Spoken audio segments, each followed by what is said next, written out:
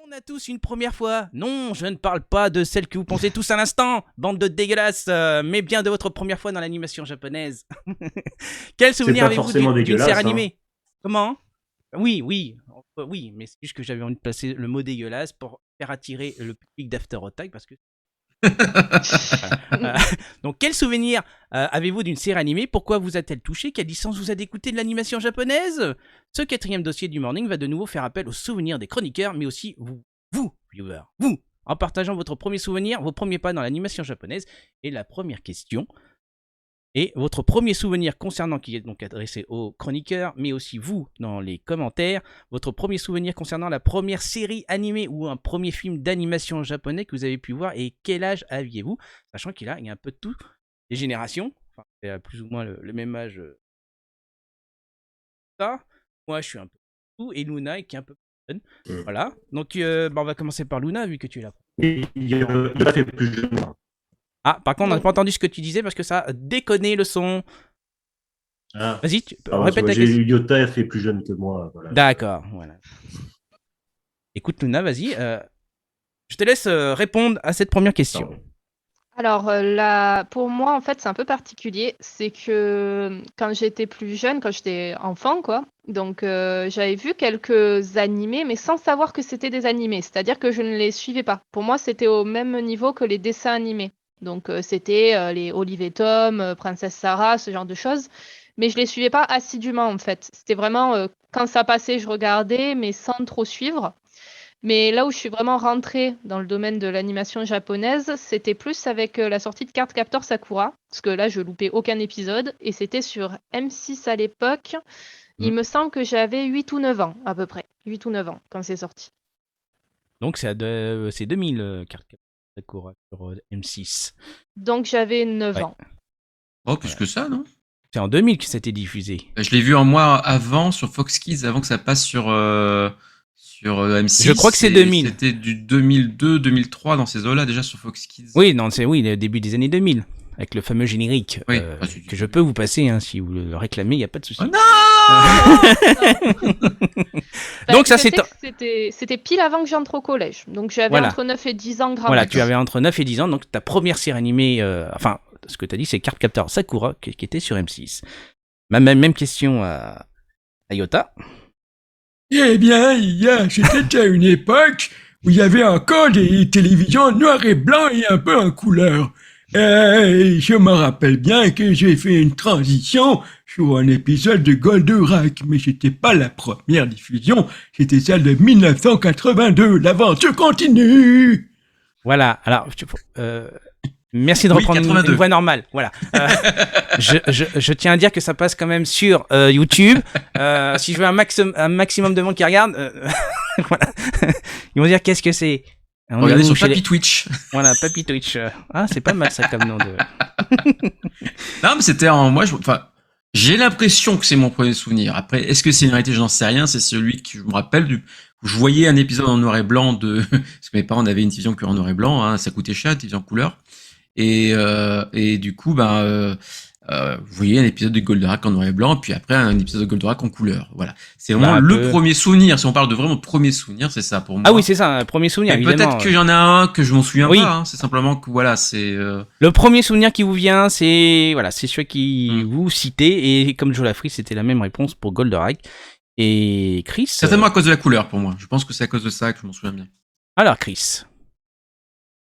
Alors moi, en fait, c'est un de mes premiers souvenirs de vie, tout simplement, parce que c'est un souvenir que je peux dater, parce que c'est un souvenir qui est dans une maison qu'on a quittée fin 79, donc je devais avoir à peu près 4 ans, quelque chose comme ça, et c'était cette bête Goldorak, parce que je me souviens être malade comme un chien, ma mère qui me jette sur le canapé et qui allume la télé pour se débarrasser de moi, et j'ai eu deux animés qui m'ont marqué, un américain qui était le Tarzan de Filmation, Ouais. et Goldorak avec et aussi j'ai aussi le souvenir du magazine qui s'appelait Aujourd'hui Madame ou un truc comme ça qui parlait du scandale Goldorak voilà à l'époque. Donc c'est Goldorak quoi. Goldorak, donc ça soit pour Chris et Yota. Luna, c'était Cardcaptor Sakura, et là normalement vous faites l'inverse. Oui, et pour toi, Donc, et du coup, il y a toi, Voilà, le- ils ont compris. On comprend vite, faut nous expliquer longtemps. Alors, c'est quoi pour toi ton Donc premier normalement, ils sont animé censés me retourner la question parce que je vais pas me poser la question Ah bah oui. à moi-même. Donc, mon premier souvenir, c'est un épisode de Dragon Ball dans le club Dorothée. Dragon Ball, hein, attention, pas la partie Z, Dragon Ball. Et c'était l'épisode qui se passait dans la grotte où il se faisait poursuivre par le Général Blue. Où il y oui. a le robot. Enfin, voilà. Et voilà. Premier souvenir de série animée japonais, c'était donc Dragon Ball. Puis après, avec le club Dorothée, j'ai poursuivi l'expérience qui fut fort agréable. T'avais quel âge Donc ça devait être 80. Attends, Dragon Ball, c'était 86, 87, 87 en France. Dragon... 86 au Japon, 87. 87 ouais, mais un Dragon an Ball, c'est après. arrivé un an plus tard. Normalement, c'est Oui, 88. donc 87. Dragon Ball arrivé en 88, donc ça doit être 88, j'avais 8 ans. 88 Oui, parce que l'émission a commencé en 87, mais il faisait des rediffusions au club Dorothée normalement. Ah oui. Et oui, les oui, premiers oui. stocks, ça soit Saint Seiya, Dragon Ball, ça arrivait normalement l'année Un d'après, tout petit peu 88. après, ouais. Mm. Me corriger si je me trompe, mais normalement c'est anormal. Donc j'avais 8 ans pour cette première diffusion. La première fois, je suis tombé sur Dragon Ball. On va passer après. Qui c'est qui a répondu? Il y avait Candy, il y avait Blague à part. Ça, c'est une sitcom. Ça, c'est non, blague à part, c'était Booba en 83 nous dit Anime HD, le fameux dessin animé qui rend hommage au célèbre rappeur. Facile. Et qui a un Elle est magnifique valide. générique. Voilà, elle est valide. Par contre, je vois que ça baisse. Faut en venir, je mets la musique, hein. Mais il y en a deux qui sont partis, ils ont dit au revoir. Oui, il y en a un qui se couche parce qu'il est au Japon. Et la personne... C'est que tu penses avoir vu dans Apérotac. CBO. Ah, donc elle a dit qu'elle regarderait le replay sûrement. Voilà, merci ah à oui, je toi dois en vous tout cas. quitter, bisous. Voilà, oui, je viens de voir le commentaire. Bisous aussi. Tu auras le replay sur la chaîne YouTube, hein, tout simplement. Puis Ryodoken nous disait qu'il est plus au Geek Days. Il est rentré chez lui. Donc ça devait être si nul que ça. C'était nul. Ça devait être bien nul que ça. Pas la peine de me faire chier, aller chercher des accès presse. Non, Donc- tu sais bien, il a fait une journée, c'est bien. Oui. Je dis ça pour je pas dis- perdre. Hein, Il tu a, sais, puis il a vu notre ami Franck Animela qui est là-bas pendant les 2 jours et qui fait l'animation Eh oui, et les c'est vrai. concerts. Seconde question pour vous les chroniqueurs. Avez-vous eu une période où l'animation japonaise ne vous intéressait plus et pourquoi? Moi, Est-ce ça ne m'est l'âge, pas arrivé. autre passion, vous êtes passé à autre chose? Luna, non? Non, de ça perte, m'est pas. Je regardais moins, des fois par manque de temps. Je regardais pas autant que quand j'étais étudiante, parce que en étant étudiante, j'avais beaucoup plus de temps libre. Et oui, Mais j'en regardais quand même. Voilà. d'accord. Yota, est-ce que tu as eu une période où ça t'intéressait plus du tout, l'animation Non. japonaise? Non Jamais. plus. Ça a toujours resté ancré en moi. Je faisais partie des gamins qui passaient leur journée devant la télé, en fait, tout simplement. Donc, forcément, j'étais dessus. Dans les années 2000, je me suis mis plus sur de la BD classique. C'est pour ça que j'en ai quand même pas mal chez moi aussi, de la BD classique, parce que j'étais travaillé dans une librairie. Donc, forcément, voilà. On me dit, tiens, il dit ça, c'est pas mal aussi. Moi, j'ai lu Ok. aussi, je trouvais ça bien, voilà. Et pour Chris, Sinon, non. est-ce que tu as eu une période, ça m'intéresse j'ai- plus, je passe à j'ai autre eu- chose? J'ai eu une saturation en fait. J'ai eu une saturation début 2000 parce que j'ai eu, on va dire, j'ai côtoyé de façon intense le milieu parisien des amateurs d'animation japonaise à partir de 92.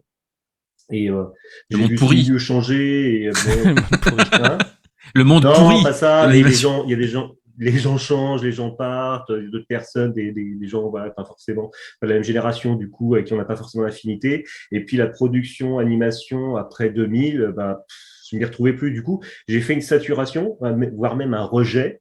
Et j'y suis retourné, mais quasiment Je peux comprendre. en vous découvrant d'ailleurs, hein, parce que vous m'avez redonné goût à ce genre de choses. Mais c'est vrai que dans les années 2000, c'était très compliqué. C'est vrai qu'on se posait des questions sur l'avenir de l'animation même japonaise tout court, parce que ça venait du On merchandising rappelle à mort. la Enfin, fin du Club c'était, Dorothée en 97, on était inondé de programmation japonaise. Suite à cet arrêt, bim, voilà, ça a eu du mal à redémarrer. C'est pas 99-2000, c'est arrivé sur TFU. J'ai repris la case du Club Dorothée et j'avais vu un commentaire de Anime HD Qui répondait à la question. C'était lui, il a eu à la fin du Club Dorothée, il a repris qu'en 2002 sa passion pour l'animation japonaise. Jolafrique qui a dit oui, j'en avais marre du Club Do, je m'étais tourné vers AB Cartoon et par la suite la chaîne Manga. Moi, je regarderai, nous dit Golku. Moi, je regarderai beaucoup moins je regardais moins plutôt entre juin 90 et mai 91, service militaire en Allemagne. Et ben, ils ont pas de chance. Mais il faut surtout dire, après, tu as les spectateurs passifs, c'est-à-dire ceux qui regardaient les dessins animés, qui aiment beaucoup ça, mais qui regardaient les dessins animés à la télévision, et t'as les actifs, comme nous, où en fait, on a participé d'une manière ou d'une autre, où on a été passionné, on a trouvé des moyens, des échanges de cassettes, de VHS, des trucs qu'on regardait qu'en VO pur, on s'en foutait, on était dedans, quoi. C'était parce que pour nous, on aimait déjà ça avant, puis dans les années 90, quasiment plus rien d'un seul coup. Après, c'était que à la vente, tant mieux. Mais à un moment, entre la vente et la non-vente, il y avait un gros trou qui a eu lieu quand même, et c'était beaucoup d'échanges, de nouveautés qui n'arrivaient pas en France, des trucs qui étaient sous-titrés par des Suédois, comprenez, Arctic fansub, bonjour, et Norvégien ou Suédois, je sais plus. Fallait pas citer ça. Mais c'est vieux, les années 90, mon pauvre. Oui, mais si tu avais lu. Mais tu vois, comme ça, je suivais plein de séries qui ne passaient pas en France. Fushigi Yugi, je le suivais quasiment en direct parce qu'ils étaient tous sous-titrés, que ce soit les films de Sailor Moon ou de Sailor Moon tout court aussi, Dragon Ball, hein, n'en parlons pas, Dragon Ball Z. Voilà, mais plein de séries nouvelles, Escaflowne aussi bien avant, pareil. Canal Plus franchement, aussi a amené, a repris un peu le flambeau, la case, je crois, de mémoire, il y avait ça. Passé des animés, et après il y a la TNT qui a repris un peu le flambeau. Ouais, ils sont allés sur la facilité. Et toi, Yann Cousa, alors qu'est-ce que c'est quoi du coup pour Et toi, Yann, est-ce que t'as lâché à un moment donné Un nouveau gimmick. Alors moi, est-ce que j'ai lâché un peu oui, on va dire que oui, j'ai un peu lâché parce que j'ai eu ma période Spice Girl. C'était laquelle t'as préférée? T'étais cosplayé aussi ou c'est carrément Jerry Halliwell. La pulpeuse Jerry Halliwell. Ah. Parce qu'elle avait la plus belle voix. Merci de le reconnaître. Donc oui, non mais je vais pas me cacher, c'est vrai que je suis passé au Girls Band parce qu'il y avait plus Club Dorothée, il y avait plus rien, et moi j'avais pas accès à tout ce qui était satellite, tout ça, donc ouais, j'ai acheté Star Club. Et oui, chose à dire, hein. Donc voilà. Après j'ai repris, j'ai repris vers 2005, 2006 à peu près. Mon goût, puis après ça s'est reprononcé un peu plus avec le rétro en force. C'est sale ce qui est récent là. Voilà, j'aime pas. Je plaisante, hein. Je plaisante, ne prenez pas mal. Donc oui, c'est ça, oui, j'ai une petite période, ça ne m'intéressait plus, il y avait plus d'actualité autour, ça soit les magazines qui parlaient, ça soit les Player One, les Joypad. Il y avait Animeland que je continue à acheter quand même, ouais, si je me tenais un peu, mais voilà, sans plus, voilà. Moi, j'habitais plus sur la région parisienne, donc j'avais pas la chance d'aller à Tonkam, tout ça. Peut-être que ça serait resté et que je serais passé à côté des Spice Girls. Voilà. Je parle des Spice Girls dans le Morning Attack, c'est formidable. Mais ne vous cachez pas, je suis sûr qu'il y en a d'autres dans les commentaires. Bientôt les Spice Girls en générique d'introduction. Il faut remercier les catalogues Manga Distribution pour le regain, nous dit Animage D. Effectivement, il y avait aussi ces catalogues. Qu'est-ce qu'il y a eu d'autre bah voilà, il n'y a pas d'autres questions. Après la fermeture de ton canot dit Jolafrique et tout. J'ai répondu à cette deuxième question. On va passer à la troisième question qui est donc quelle série animée ou film d'animation vous a redonné goût aux productions japonaises? Si vous avez lâché. Si vous avez répondu oui à la question précédente. Et donc en fait, ça ne concerne que moi et Chris. Est-ce qu'il y a une série animée qui t'a redonné goût? Bien que tu as répondu en partie. Ouais, mais en fait, c'est ce qui m'a redonné, on va dire que ça, l'animation japonaise, c'est quand j'ai découvert des séries qui étaient plus. Alors, je sens que ça va être mal pris ce que je dis. Orientées plus adultes. Non, Yota, je parle pas de séries de cul. Je parle de séries comme The Bartender, en fait. Oui, non, mais je te vois arriver. Non, je ne sais pas. Donc voilà, c'est des séries comme The Bartender. En fait, c'est séries animées qui passent plutôt en deuxième voire troisième partie de soirée au Japon. Ouais. Et la première qui me vient en tête, c'est The Bartender, qui est la vie d'un barman. Ils en ont fait un drama aussi par la suite, qui est la vie d'un barman et qui va avoir des thématiques plus adultes, ce qui va avoir des thématiques qui vont plus intéresser justement un trentenaire, un quarantenaire, enfin un homme un homme ou une femme pardon dans la vie active, voilà. Donc et franchement j'ai trouvé un regain d'intérêt. Ok. Et toi Yann, du coup, puisque les autres n'ont jamais perdu le goût. Oui, ce que je dis, toi, Yann, du coup, puisque Oui. les autres n'ont jamais perdu le goût. Oui, tout à fait. Tu fais une belle transition. Et moi, je vais répondre. Quelle série animée m'a donné un regard? Ah, c'est quand je suis retombé sur. Quand j'ai vu GTO sur Virgin 17 à l'époque, qui est devenu après D17. Enfin, ils ont changé de nom, puis voilà, ils vont rechanger. C'est le bordel. Donc, ouais, GTO, la version animée. C'est là que je suis retombé dedans, ça y est, comme dans la marmite, comme Obélix. Voilà. Pour moi, c'était GTO. On va passer à la question suivante, qui est normalement l'avant-dernière. Actuellement, quelles sont les séries animées que vous regardiez? Enfin, que vous regardez, plutôt, ça serait plus français. Citez 2-3 titres et pourquoi vous les recommandez aux viewers. Voilà, là, c'est des recommandations. C'est par Luna. Ok, et ben moi là pour le moment les 2 séries que je regarde c'est Spy Family. Je pense que pas mal d'entre vous la regardent aussi. Ouais. L'épisode est de Euh, retour là. Ça y est. c'est ça. Je n'ai pas encore, je suis pas encore à jour, mais je pas encore regardé la suite. Mais si je devais la recommander, c'est que pour moi elle mélange beaucoup de genres différents. Il y a de l'humour, mais il y a aussi des situations plus sérieuses. L'animation est très belle et je pense que ça peut toucher vraiment beaucoup de monde. Je sais que j'ai fait partie des personnes qui étaient un petit peu pas très sûres au moment où la série on me l'a recommandée parce que j'en voyais partout. Je me suis dit ouais c'est un truc que tout le monde regarde, c'est peut-être pas fou et tout ça, mais en fait non, on se prend vraiment dedans et c'est vraiment un animé je trouve rafraîchissant quoi. C'est vraiment tranquille. Et l'autre série que je suis en train de regarder, alors elle est sortie depuis un petit moment, hein, donc je suis vraiment pas à jour, hein. C'était Gundam Blood Orphan, parce que Il y en a un qui va celle-ci... sautiller, là. Ah en fait, c'est que j'essaie de me mettre à jour un petit peu sur certaines séries Gundam, et du coup, celle-ci, on me l'avait pas mal recommandée. Elle est sur Netflix, donc du coup, c'est pratique pour la regarder, et pour le moment, j'aime bien. Je trouve que ça va, qu'elle est relativement accessible pour ceux qui connaissent peut-être pas énormément Gundam. Mais c'est peut-être pas celle que je recommanderais pour ceux qui commencent à rentrer dans l'univers, en fait. Je pense qu'il vaut mieux en avoir vu déjà pour connaître un petit peu les mécaniques, tout ça, parce que celle-ci, elle te met vraiment dans le vif du sujet et du coup, faut vraiment prendre le temps de comprendre quel camp se situe où, quels sont les enjeux. Donc voilà, pour mes petites Voilà, recommandations. ça c'est les recommandations Spy Family et une des séries de Gundam que j'ai pas retenu le nom, mais vous avez écouté Gundam ce qu'elle a dit. Blood Orphan. Voilà. Merci. Et là, Chris, il dit Chut, je suis en émission. Chut. Merci pour ta réponse, Luna. Yota. Je rappelle que je suis. Voilà. Yota, quelle série Oui. actuellement que tu regardes, tu recommanderais? Donc tu peux citer 2-3 titres. Oui. Alors, écoute, là, il y a les nouveaux épisodes de Bastard sur Netflix aussi. Voilà, Bastard, ce qui est bien, c'est que voilà, il n'y a pas de concession non plus dans ce manga, dans cet animé, excuse-moi, et dans le manga aussi. Voilà, et vraiment, ça fait vraiment plaisir de voir un animé pris aussi au sérieux comme l'est le manga et pas qu'il y ait des ajustements, on va dire, dedans. Ouais, ils ont respecté les codes, quoi. Ouais. Il y a Spy Family, moi aussi, hein, voilà, je suis assez fan. Quelque chose de plus léger, j'aime beaucoup Hiruma-kun. Donc c'est un jeune garçon qui est adopté par contrat par un démon parce qu'il a été vendu par ses parents, tout simplement.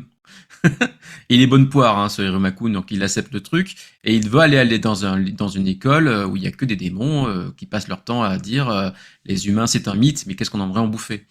Donc voilà, et il doit lui se cacher au milieu, mais en fait, voilà, petit à petit, on sent qu'en lui, il y a quelque chose d'autre, on va dire. Il est beaucoup aidé par son grand-père, voilà, qu'il a adopté, et qui est en plus le directeur de l'école, et qui l'emmène en carrosse. Et non, franchement, c'est un pur plaisir. C'est basique en soi. Le manga aussi est assez basique, mais c'est tellement plaisant, parce qu'il y a des moments, voilà, où il se passe des choses un peu plus dramatiques. Mais ça reste dans une ligne où on dit les enfants peuvent quand même regarder, tu vois, je veux dire. Mais c'est très plaisant à regarder, j'aime bien, voilà. Et puis Dragon Quest, bien entendu, Dai, hein, oui, voilà. Qui est bientôt sur la fin. Et ouais, c'est sûr. Encore d'ailleurs, 2 sachez épisodes, que c'est fini. ça sera un prochain dossier du morning dès qu'on arrivera sur la fin et que j'aurai rattrapé je ne sais combien d'épisodes.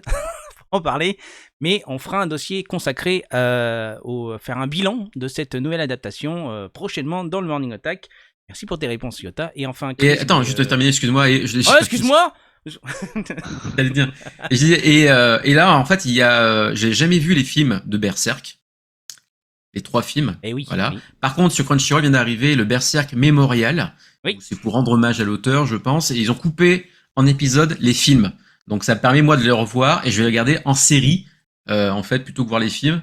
Le choix qui a été fait, enfin les épisodes qu'ils ont mis sur Crunchyroll, tout simplement.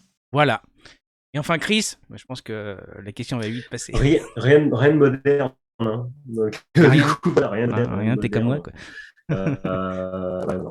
Voilà. Et toi, du coup, voilà. Voilà.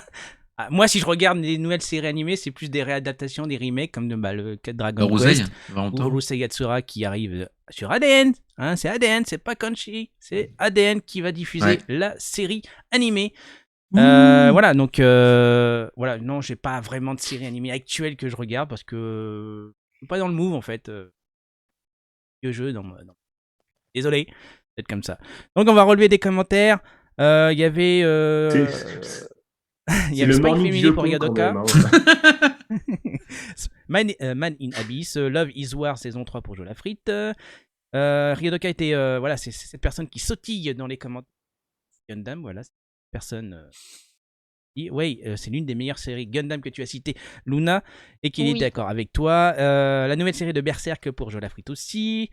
Golden Edge. C'est pas une nouvelle série, hein. C'est juste Golden Edge et tout. Les films coupés. Donc voilà, et on va arriver enfin à la dernière question de ce dossier, qui est la suivante. Y a-t-il une série animée totalement inédite chez nous, vous auriez aimé voir éditée en France, et pourquoi celle-ci? Veuillez citer un titre. Et possible ne pas mentionner la période fansub, mais je sais que ça va être compliqué. Luna, quelle série totalement inédite chez nous veux-tu voir un jour? Alors c'est compliqué parce que j'ai quand même fait des recherches pour savoir si les animés, s'il y avait des animés en fait qui n'avaient pas été édités en France. Et en fait, il y en a plein. Il y en a certes, mais moi dans ceux que je voulais, la plupart ont enfin été édités. J'ai pu même me procurer les DVD, donc je suis très contente. Si je devais en citer un, ça va être un peu paradoxal. Ça va être Umineko no Naku Koroni, uniquement pour des raisons stratégiques. C'est-à-dire parce que je me dis que peut-être que s'ils ressortent cet animé-là, peut-être que ça va donner envie d'en faire un nouveau qui sera mieux et faire connaître du coup l'univers du jeu et tout ça. Voilà, c'est pour ça que je dis que c'est stratégique. Parce que l'animé en vrai n'était pas incroyable, mais il permettait quand même une bonne entrée en matière et faire connaître la licence. Donc voilà. Voilà, quand je dis totalement inédit chez nous, et qu'il ne faut pas évoquer forcément le fansub, mais ça peut être disponible à l'étranger. Aux États-Unis, en Allemagne, en Italie. Voilà, on peut évoquer ça. Merci pour ta réponse. Yota. Merci. C'était difficile, je t'avoue, parce que c'est vrai qu'on a eu quand même beaucoup de choses et en soi, certaines séries ne sont pas forcément mémorables, mais qu'on a envie quand même de voir. Donc c'est vrai que si je devrais vraiment en dire une, parce que je l'ai beaucoup apprécié à une époque, d'une autre manière, c'est Marmalade Boy, parce que c'est une série qui à cette époque-là me plaisait beaucoup. C'est vraiment shoujo, comédie sentimentale à mort, mais voilà, il y a ce truc dedans qui me plaisait et qu'il y avait plus d'une centaine d'épisodes, donc insortable en France forcément. Et ouais, il y a une 99, je crois, épisodes, un truc comme ça. Eh oui, donc ça va être un peu compliqué pour une édition. Ouais. Mais ça a été un gros carton aux États-Unis. Hein. On a eu que le manga chez Glénat. Peut-être sur une plateforme, qui sait, c'est une alternative, juste en sous-titré. C'est plus shonen, Borgman. Voilà. Et enfin, mon cher Chris, une série qui n'est absolument pas éditée chez nous. Non, en fait, je vérifie que c'était pas édité du coup, parce que comme je suis pas trop l'actualité, on va Bartender. Attends, t'as ton micro qui déconne. T'as ton micro qui déconne. Faut que tu redises, parce que t'as la voix qui est saccadée. Vas-y, relance. Donc tu disais, pour ta réponse... voilà, j'ai vérifié que ça n'était pas édité en France, que je ne suis pas trop l'actualité de ce qui sort, mais c'est justement Bartender, parce que c'est smooth, c'est classe, c'est très classe, très jazzy, voilà. C'est très très sympa. D'accord. Il y a une petite perte de Bartender. débit audio. J'espère que ça va pas se poursuivre. Parce que là, ça m'inquiète. Ton fil, peut-être, vous ne pouvez pas trop bouger quand tu tournes la tête, tout ça. Bien entendu, sa réponse, c'était Bartender. Et enfin, quelques réponses dans les commentaires. Gogudo pour Ryodoka. Sansei Noribito pour Jo la frite. Voilà. Laisse tout ça. Et il regarde pas absolument ce que je fais. Non, personne veut me poser des questions. Bah écoutez, on va passer Si, à la et suite. toi alors, Et excuse-moi. toi, Et, oui, Ils sont Ryodoka tous- sinon, toi, Yann, Je les voyais Et tous toi, là. Yakuza. Là, j'ai le Bah rond ouais, du- mais on n'a pas encore l'habitude, Ils sont ça là. va venir. Et moi, je fais ça comme un débile. C'est mon émission à moi, c'est à moi. Alors, moi, une série totalement inédite chez nous et que j'aimerais bien voir, j'en ai parlé longtemps, c'est Jigoku Sensei Nube. Ah oui. Le professeur avec la main, le gant et tout, le démon et tout. C'est un vieil animé des années 90. Il y a eu un manga et tout. Même le manga, j'aimerais bien que ça arrive parce qu'il y a une suite aussi poursuivie dans les années 2000. Il y a encore une suite actuellement en plus il y a quelques années. Voilà, ça c'est une série animée que j'aurais bien voulu voir à l'époque du Club Dorothée, mais bon, est-ce que le Club Dorothée aurait poursuivi? Est-ce que ça serait arrivé chez nous? Est-ce qu'on aurait eu Vincent Ropion en voix française? Est-ce Ici qu'on avec aurait des eu... démons, tout ça, je suis pas sûr, hein, tu vois, des trucs un peu. Bah, je vous invite à regarder ma vidéo où j'ai fait un et si ça serait arrivé chez nous? What if? What if? Ouais, merci de m'aider. J'allais dire what the fuck, je sais pas pourquoi.